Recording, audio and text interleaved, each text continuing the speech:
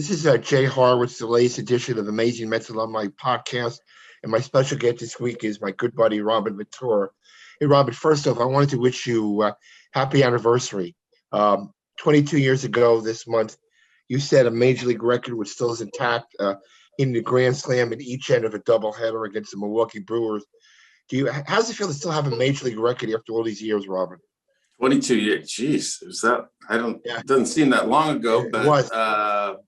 Yeah, I mean, it's nice, to have something, I guess. But, I think the most enjoyable part of it is just the guys that you're around and you can remember those guys. And, Al, I'm at Oklahoma State right now. We played Vanderbilt. So Jack Leiter was pitching. So Al came out and that kind of stuff comes up. We just remember, some of the stuff that happened. And I think that was his game in the first one. He pitched the first game, right? Yeah. The first game. And, Al always liked early runs. So that one happened in the first inning. So, that part you can remember and kind of, smile about.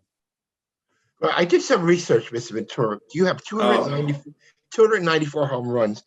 And you had 6.1% of your home runs were grand slams. 18, tied for fifth was the great Willie McCovey. How did you do? What mindset when you went up to bat? To have 18 grand slams out of 294 home runs. What did you think differently or a different approach? I mean, what was your success? That's a kind of a tough question. I think, I was fortunate to always hit around really good hitters. So, usually people didn't want to face Mike and then it would kind of go to the next guy. So I was usually there with the White Sox. I had Frank and Albert and,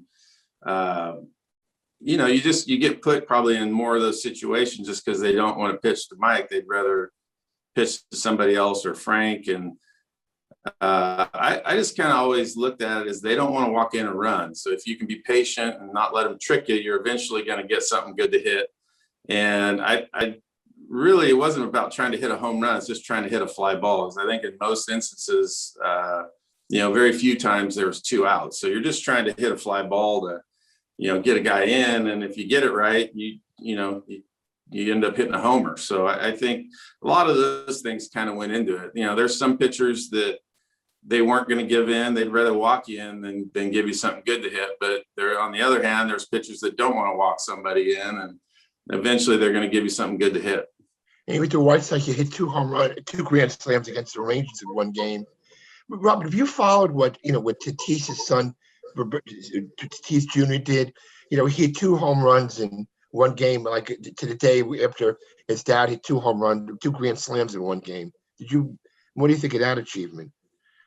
Well, I think anytime you start looking back at sons that come in and end up doing things either that their dad did, I can remember when, Ken Griffey Jr. and his dad hit homers in the same game, which is, I think, truly remarkable that Senior was playing that long and Junior was good enough to play that early. But, I think anytime you start seeing sons come up and can play, I mean, Tatis Jr. is a really good player. I mean, if you see him, it's pretty remarkable how good he is. So it doesn't surprise me that he did it, but, there's probably going to be more of that. I'm sure. I can't go with grand slams. I have to talk about the grand slam that wasn't in the LCS in '99. Oh, you're not counting that one? No, I can't. Okay. I'm just making sure you're doing your research. There's an asterisk next to that one. Okay. It helps beat the Braves. It's in the rain.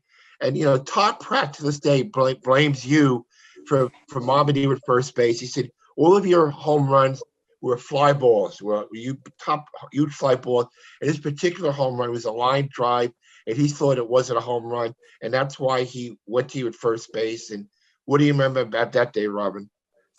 Well, he should watch it. I think he should pay attention a little bit better because there was a few people that did watch it and they were waiting for me at home and it never happened. So everybody came out to second. But,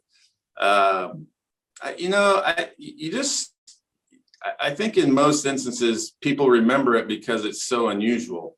Right. And I think that kind of becomes the fun part of that play is there was confusion all over the place.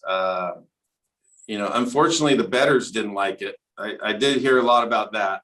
The over or under? Yeah, the over under. I didn't know. I mean, obviously, I don't know what it is, but they sure did because there was a few hate things coming out at the time that I did it, and of course, I'm going to point at Pratt because he's the one that came back and stopped me. I would have ran around the bases because I saw it, but. Again, just the atmosphere of it, the way everybody came out of the dugout and reacted to it, I think is a really cool part of that play and that team and things like that. So it even though you'd like to have a grand slam, it's probably best that it just stays the way it is. And I know it went over the fence. Most people know it went over the fence, but nobody's going to be trying to break that record. Sorry, I can't counter, Robin. I wish I could, but I can't. Let me talk about the locker room for a minute. The years you were there, Johnny Franco was a jokester. He did things to bring the thing together.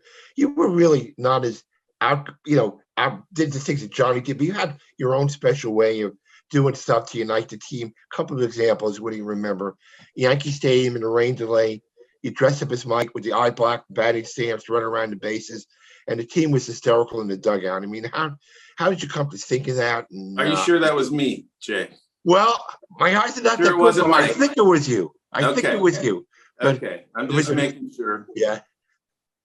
I mean, I don't know if I would be really good with today being able to do it just because of all the phones and everything else. Most of the stuff that we did, you could do, and it didn't really get out. I think I kind of have this private side that I like to kind of keep it in-house.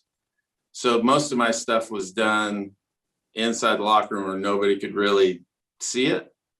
And that was one of those outlier ones where, it was a long rain delay, wasn't it? Long delay, yeah. Wasn't really? I think it was really long because we weren't playing that well. I just remember Johnny and Al coming up going, and especially Johnny, like, you gotta do, because I was walking around in the locker room during the delay, and I would kind of walk around like Mike and joke around with him. But every time I walked by his locker, I'd pick something up and put it on and keep walking around and, just trying to keep everybody loose and ready to play. And Johnny goes, if we get rained out, you're going on the tarp and you're going to run on the tarp. And I'm like, ugh, I don't know if I can do that. And it kept going. And they finally called the game and Johnny's like, all right, I got everybody, we're going down. And I'm thinking, I don't know if I can do this. And I really had no choice at that time because they're like, we need something. We need somebody to do something incredibly stupid. And I was the perfect guy to do it. Well, it was a great. Another thing that Bobby V gives you credit for, Toronto gets thrown out of the game, argued with the umpires, and he says the guy who made me come back in the dugout dressed up with Robin Ventura. He said, nobody will know it's you. Do it. Was Bobby V mistaken, or you take full credit for that? I don't think I could force Bobby to do anything. I think he wanted to go down there, and the one part about it is I never got my hat and glasses back, and those were good glasses too. I don't know if he kept them or what happened to them, but I never got them back. I never got my hat back. So he was in the locker room and you could tell he wanted to go back out there, but it was great. Yeah, he wasn't afraid to do stuff like that. Robin, another thing was in the locker room. You made me a Doors fan. I mean, I know you went to a concert with John Olerud and you made LA Woman, Mojo Rising our theme song. And it kind of brought the guys together.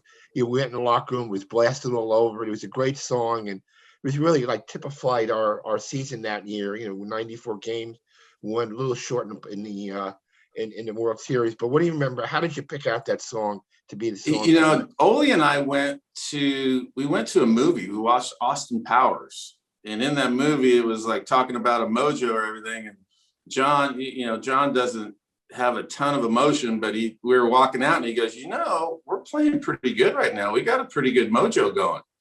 And, I just kept thinking, I've heard that somewhere, like there's something with that somewhere. And I remember that Doors song, and I went in and I asked Charlie, I'm like, hey, you got any Doors on your, you can play the Doors? And he goes, yeah. I said, all right, if we went and I play the, LA Woman. And he goes, okay. And for some reason, that song kind of starts out slow, and he started it. And by the time we got on the field, and you walk from the field at Shea into the locker room, because you have to go through that tunnel and back over, it was like perfect timing for that part of the song to come on. And I don't know, I mean, it just kind of took off. I didn't expect it to be anything like that. I mean, sometimes you do that stuff and nothing. No, it's a great song. It doesn't get any traction, but I think we had enough older guys that it was like, that's actually kind of fun. So it ended up kind of having a life of its own. It wasn't like that's the only stuff I listened to, but it just seemed to work with that team. Yeah, it did. So I want to apologize again. I'm interrupting. You should. Interrupting the final this week. So Robin Ventura, let me tell the listeners, back to Oklahoma State as a student, a three-time All-American, student coach, 3-time All-American, 58-game hitting streak in college, college baseball Hall of Fame, every record manageable with the Cowboys. What made you go back to school, Robin, to try and get your degree? I was just kind of looking for something to do. It was like I still love coaching baseball and doing stuff, and this was something that just seemed kind of fun. I like the age group. I haven't coached in college. I've pretty much coached everywhere else, and I had come back for some football games and ran into Josh Holliday. That's our coach here, and Matt Holliday had just joined him as a volunteer assistant. And their dad was one of my coaches. So it was a familiar group. Rob Walton's the pitching coach. I played with him here. And, they kept asking me about it. And I was, I'm like, maybe I'll do it. But the only way to do it was to be a student coach. And I was like, ooh, that creates a little different animal. But, I just kind of like doing different things, and it just seemed like a really fun thing to do, and I'm having a great time. I mean, I enjoy it. It's just one of those things that you get to work with young kids and try and help them kind of be the best version of themselves. Is it learning virtual, Robin? Are you in class? I mean, what's the situation? It's virtual right now. I think next year there'll probably be, I think you can go into class, but I kept mine virtual just because we're so busy here doing baseball stuff this semester. So I think next semester there'll be a lot more in-class stuff. Do people recognize the kids? I mean, no offense, but you're probably a little bit older than the average student. I mean. Oh yeah, I'm definitely older. Did people, your numbers were tired to you? Did they kind of ask you, like, give you a second look or anything? Or not? Well, I think at first, I'm kind of like the Thornton Mellon around here of Oklahoma State. It's like even doing this virtual stuff. I had in one of the classes, I had to do a team project, like a partner project. So you have to do a Zoom call. And the girl got on there, and you could tell right away it was freaking her out that I had to go, no, I'm actually the person you're supposed to be talking to. I know you didn't expect a 53-year-old man to be on here, but it took a while to convince her that I was the right person. Well, I'm sure we were going to get through it. Rob, so you inducted into the Oklahoma State Hall of Fame, and your class is pretty good. Barry Sanders and Garth Brooks. That's a pretty good class to go into the Hall of Fame with, huh? Yeah, I mean, they're obviously, they've done some amazing things. They were even great when they were here. I think Garth. I mean, that's obviously the relationship that I had that got him, when I called you about it, that he had called me about coming to spring training. And I'm like, well, I don't make those decisions, but I'll get you a hold of Jay and get you in touch with him and then see what happens. And that turned out to be a great experience, I think, for everybody. It was great. Robert, he stood every day, signed autograph with autograph, never left one person, unfulfilled. What a great guy. I think he was 1 for 26 that spring, Yeah. But he, I think his impact was a little bit bigger as far as even the players and, just how he treated people. I thought it was great. We had a team barbecue over at where he was staying, and all the players could bring their kids and everything. And I was barbecuing. He had me barbecuing, and I think Hampton's dad had some connections with some stone crab, but we had really good food.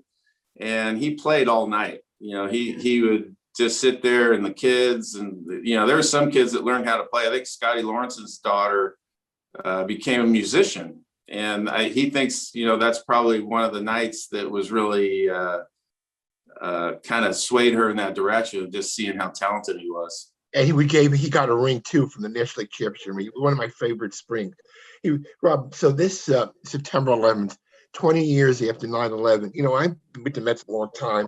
I was fortunate enough to get a ring in '86, but for me, my best memory is how that 2001 team reacted after the attacks. We had the great bunch of guys with Bobby V, you, Todd Zeal, Al, Johnny, Vance Wilson, Joe McEwing.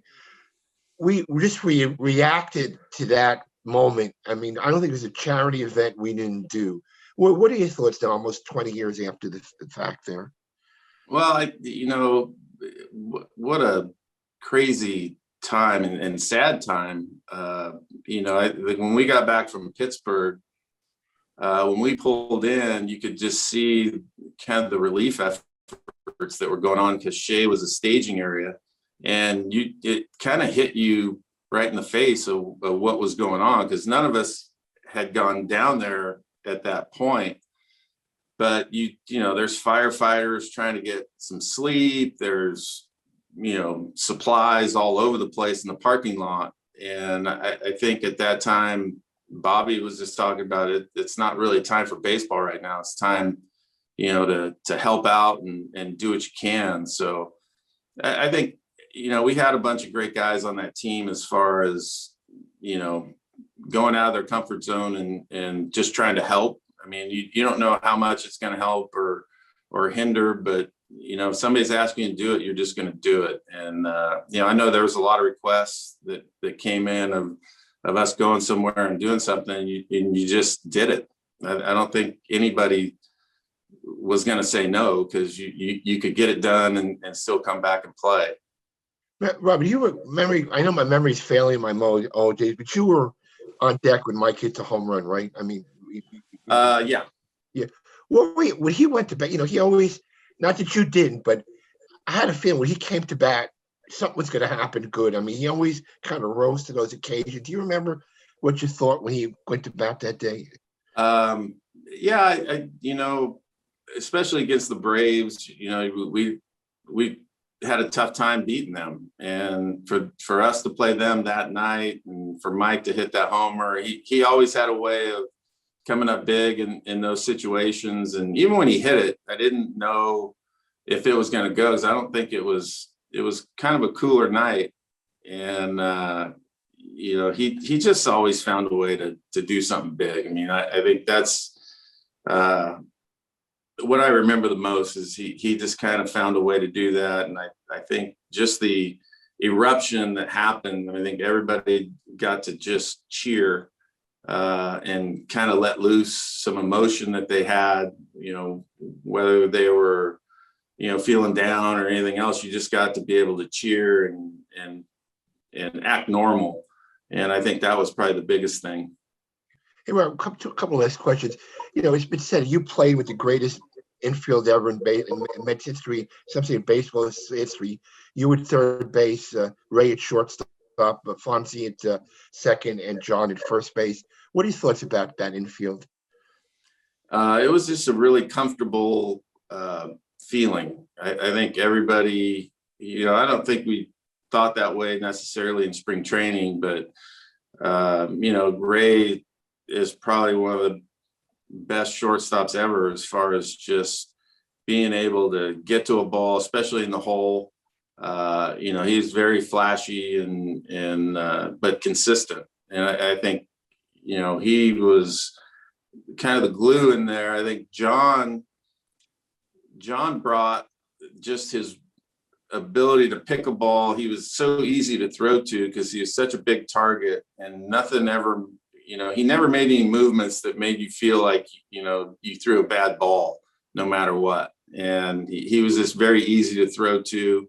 Fonzie had moved from third base to second base, and that, he became a really good second baseman. I mean, him and Ray together were fabulous. And I think for the most part, you just look at how consistent everybody was. And I think, the pitchers, we had some ground ball pitchers. Al was throwing cutters all the time, so Ray and I were getting most of those. And Rick Reed and Bobby Jones and everybody that, when they had lefties hitting against them, they would, you had Fonzie and Johnny on the other side. So it was a pretty special, kind of time to be together.